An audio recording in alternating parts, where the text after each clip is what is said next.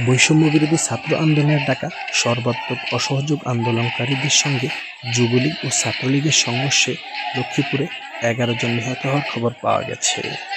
এ সময় Lakshmipur press club, Bangabandhu moral, Lakshmipur 2 আসনের সংসদ সদস্য অ্যাডভোকেট নুরউদ্দিন চৌধুরী নয়নের বাসভবনে ভাঙচুর করা হয়।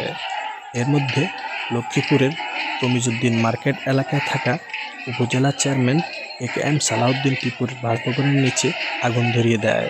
পরে আন্দোলনকারীরা টিপুর সমর্থিত লোকজনের উপর আক্রমণ করে।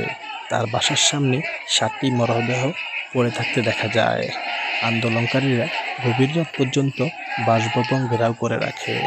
ফায়ার সার্ভিস আগুন নেভাতে এলে তাদের বাধা দেন আন্দোলনকারীরা।